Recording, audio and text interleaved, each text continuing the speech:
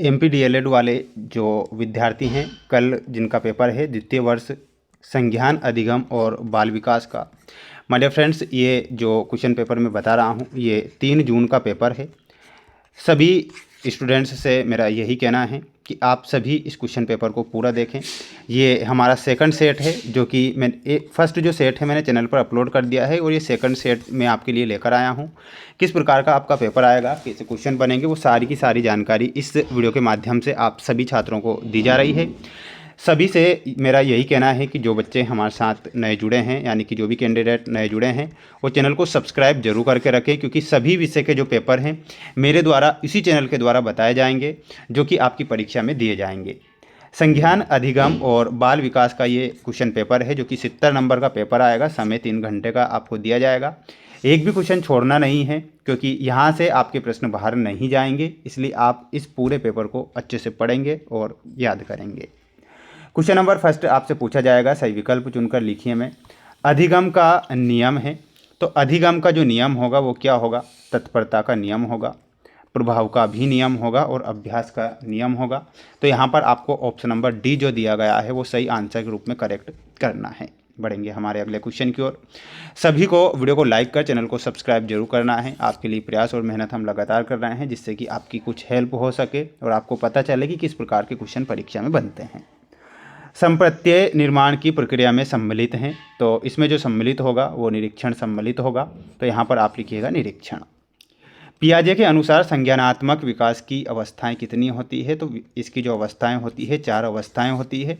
इसमें आपको 4 अवस्थाएं लिखना है। बढ़ेंगे हमारे अगले क्वेश्चन की ओर। अगला क्वेश्चन परीक्षा में बनेगा कि सामाजिक अधिगम सिद्धांत के शोधकर्ता हैं। क्वेश्चन क्या है कि सामाजिक अधिगम सिद्धांत के जो शोधकर्ता हैं वह कौन है? तो इसमें आपको लिखना है अल्बर्ट बंदूरा। ठीक है, तो अल्बर्ट बंदूरा जो होगा सही होगा। बालकों के खेल को प्रभावित करने वाले कारक है, तो कारक क्या होगा? शारीरिक स्वास्थ्य होगा, वातावरण भी होगा और बुद्धि भी होगी। तो इसमें आपको ऑप्शन नंबर डी जो दिया गया है वो सही बताना है। बढ़ेंगे हमारे अगले क्वेश्चन की ओर। अगला क्वेश्चन देखिएगा, ये आपके रिक्त स्थान वाले क्वेश्चन हैं। स्मृति का एक घटक है। प्यारे विद्यार्थियों, यहाँ पर आपको ध्यान रखना है धारणा। धारणा जो है स्मृति का एक घटक है, तो धारणा करेक्ट करेंगे। के अनुसार प्रत्ययभाव विचार है जो वस्तुओं, घटनाओं और गुणों आदि का उल्लेख करते हैं, तो वुडवर्थ के अनुसार। तो यहाँ पर आंसर क्या हो जाएगा? वुडवर्थ। वहीं अगला रहेगा मानव मस्तिष्क का एक भाग है, तो प्रमस्तिष्क जो होता है मानव मस्तिष्क का भाग होता है। तो यहाँ पर आंसर के रूप में लिखेंगे प्रमस्तिष्क। वहीं अगला है संप्रेषण प्रक्रिया है, तो संप्रेषण जो है वो द्विमार्गी प्रक्रिया है। तो यहाँ पर आपको लिखना है द्विमार्गी। शारीरिक खेल है, तो फुटबॉल लिख सकते हैं, क्रिकेट लिख सकते हैं, तो ये एक शारीरिक खेल है। तो यहाँ पर आपको क्या लिखना है? फुटबॉल लिखना है। इसका आप एक स्क्रीनशॉट लेकर याद करेंगे। इसके बाद हम बढ़ेंगे हमारे अगले क्वेश्चन की ओर।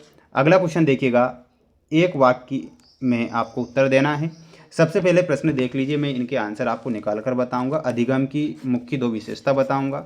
चिंतन से आप क्या समझते हैं, संज्ञान क्या है, संप्रेषण की क्या आवश्यकता है, खेल की परिभाषा क्या है। तो देखिएगा इनके सभी के आंसर मैं बता रहा हूँ, तो स्क्रीनशॉट ले लेना है।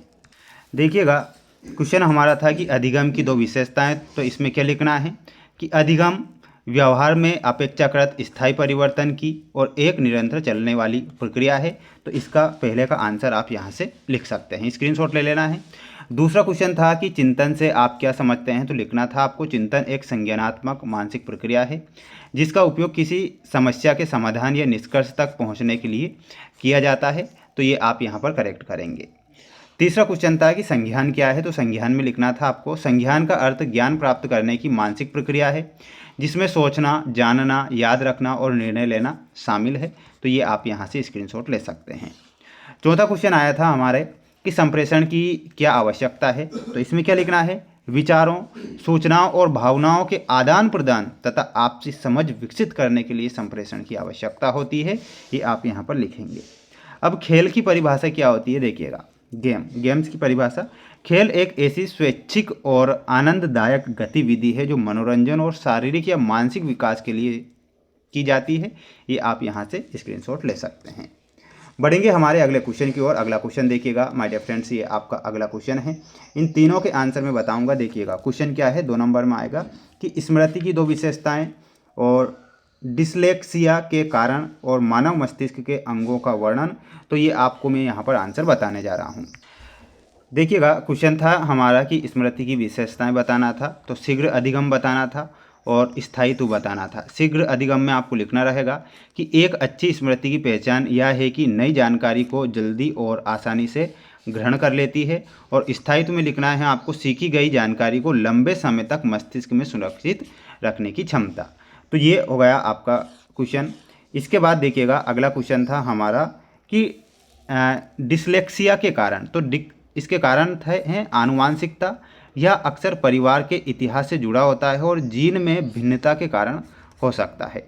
मस्तिष्क की संरचना, मस्तिष्क के उन हिस्सों में अंतर जो भाषा और पढ़ने की प्रक्रिया को नियंत्रित करते हैं। तो ये आपको यहाँ से स्क्रीनशॉट इसका ले लेना है।